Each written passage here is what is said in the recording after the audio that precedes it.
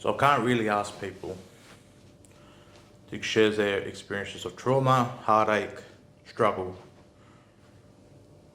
and even some of their achievements without doing that myself. So for me, trauma, something that affected me from a young age. At the age of 3 or 4, my home was home invaded by 2 masked people with guns looking for drugs. During this time, my mother was dragged around, my dad was cut, and I was taken hostage. I was left in the park at Dobell. Some of you might know that now from some young blokes going up there training and doing some really great things. Give them a follow. Dip chin push-up, 17, 16, give them a follow. But for me, that was, didn't know then, but it was my first real experience of trauma and something that impacted the rest of my life till today. Some of the impacts that had on me was into my mid-teens. I hated being home by myself. Up until,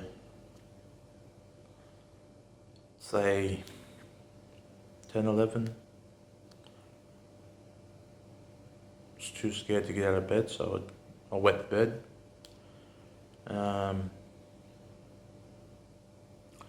Yeah, so there's a lot of things that impacted me. And still, like I said to today, it's been a little bit more hyper-vigilant around who knows where I live, who knows where I go, and stuff like that. And then, yeah, next experience for me of trauma was year 1 or 2 at school, so 7, 8.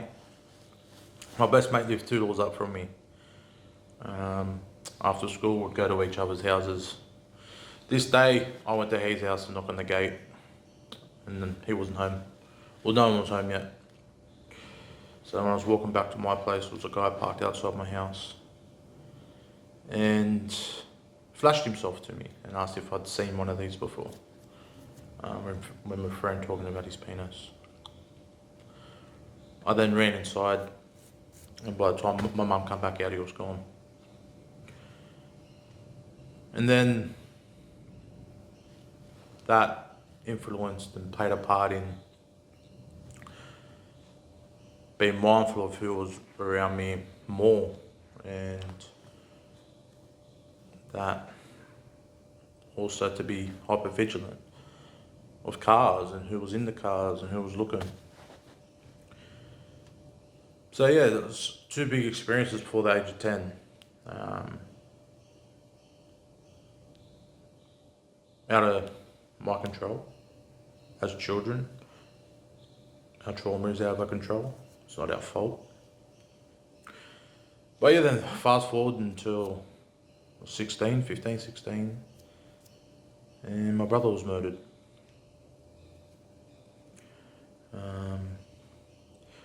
So for me, I was there with him when he died. He was stabbed in the neck. So yeah, as I said, I was with him. I sat with him when he died, and the only thing he said to me was just make sure mum's okay. There's been times in my life where I have made sure mum's okay, and there's been times in my life where I've treated my mum terribly. Done things that made her come visit me in jail for years. Made her have to hide things from me because of my gambling habit. So yeah, there's times where I've lived up to what he's asked me to do, and there's times that I haven't. In the later years of my life, I've turned that around a bit more and been a bit more of the positive things. But yeah, then from those traumas played a part in and out of my life, and I was always one to didn't understand what trauma was first and foremost, but didn't want to use that as an excuse for who I was and what I was doing. I was doing what I was doing because I thought that's what I had to do. Biggest thing for me is what I thought was being a man, being an Aboriginal man. Was at the age of 16, at my brother's funeral, I didn't allow myself to cry. I held that back. For me, that's what I thought being a man, being an Aboriginal man was being strong. And also bought into this concept in my mind and where I grew up and how I grew up and what I did. That was some type of gangster. I've come to terms later in life, a gangster is someone that shows up, turns up in positive ways and does some work that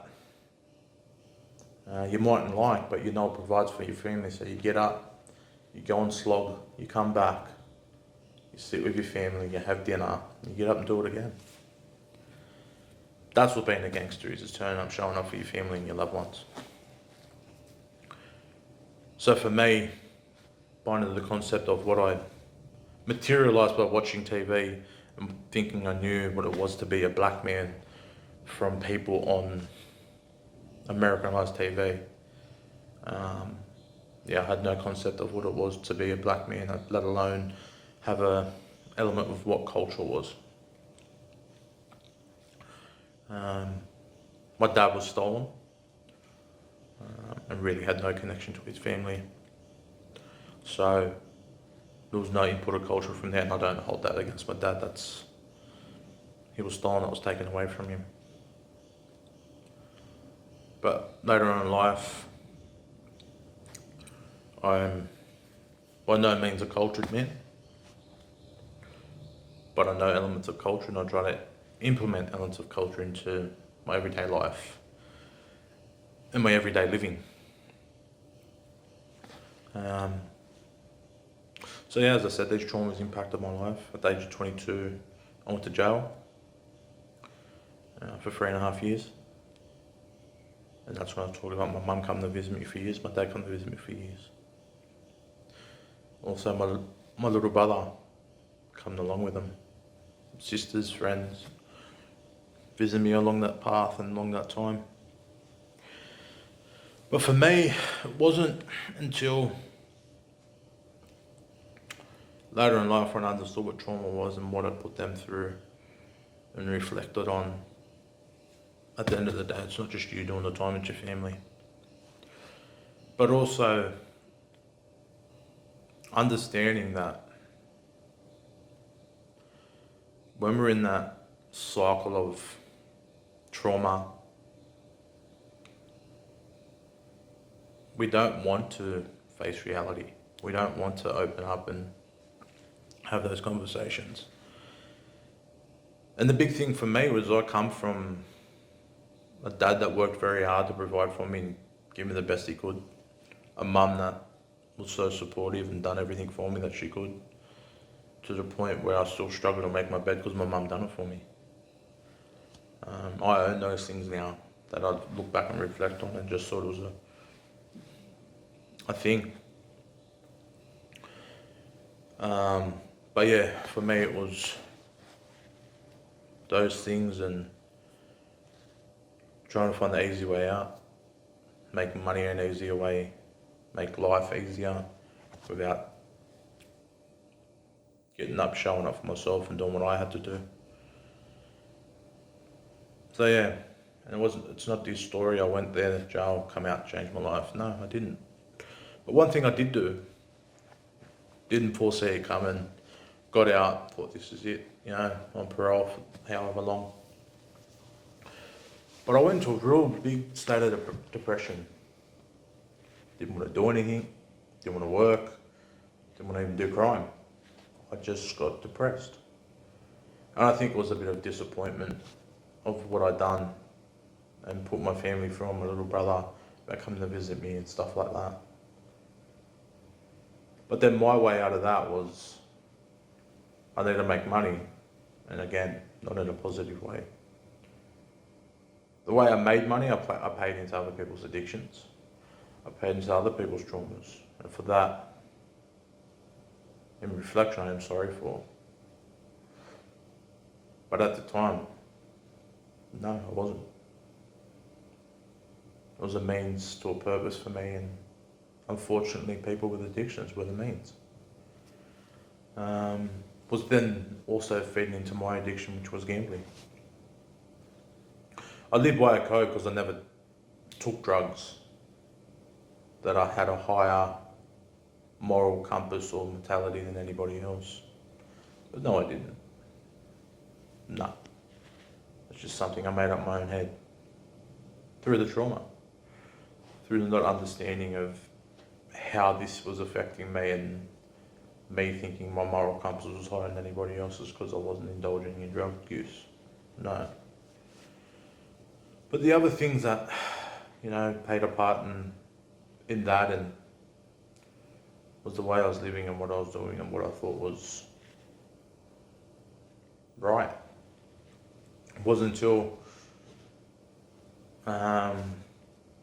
one of the people I have on my podcast, I was playing cricket with and asked about, do you know what trauma is? Do you understand what trauma is? And having those conversations with me and opening up an avenue to think differently. And open up an avenue of there's more to life than what you're doing. And I'll be honest, very early on in those conversations, it was like, I'm gonna fucking listen to you again. But now we have some really great conversations. But in saying that, a lot of that stuff was playing out, and through the sense of doing what I was doing and living that life, it was a time for a change.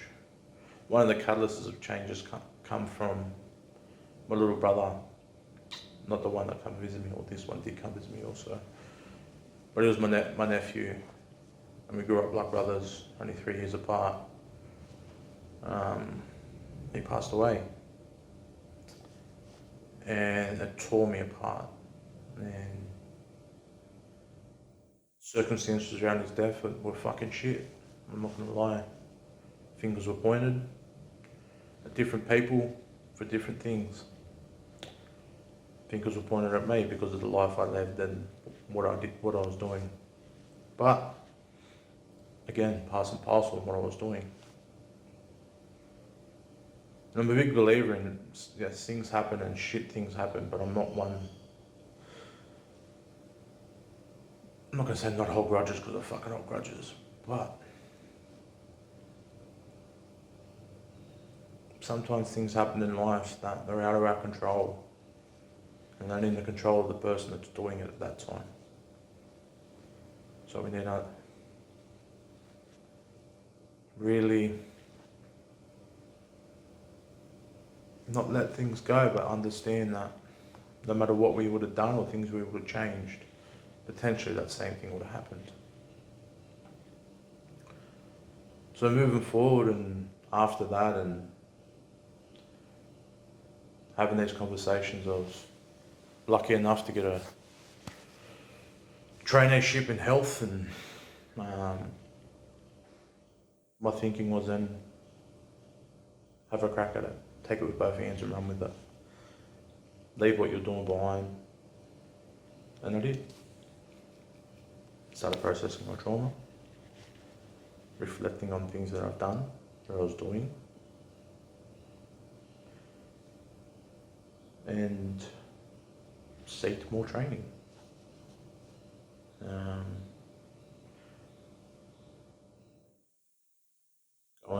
On to do some courses, complete a university course. It's something I never thought I'd say or do, to the fact now I'm back at university studying something else.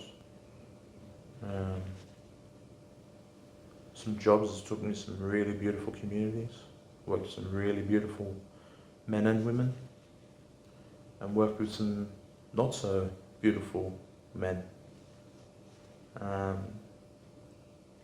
Going to the community, trying to change behaviours and perceptions around child sexual assault and domestic violence is not an easy task, especially with a lot of these common beliefs around it.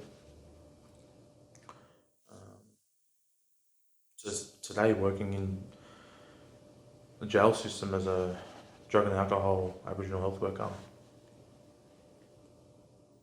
going back into a system that I never thought I prided myself on not going back to. Set a standard to myself, don't go back. But now I'm back there in a professional capacity, which is different. Not to say that it doesn't play into some of my trauma some days. Seeing some of the boys and the conversations they're having takes me straight back to where I was. But yeah, so the thoughts of this podcast is I have conversations like that. Open, honest, straight to the point. Or around about the point. However, the brothers, uncles, fathers, grandfathers, sons want to do it. But it's about telling our story. It's about showing us a way out of our negative ways of dealing with trauma.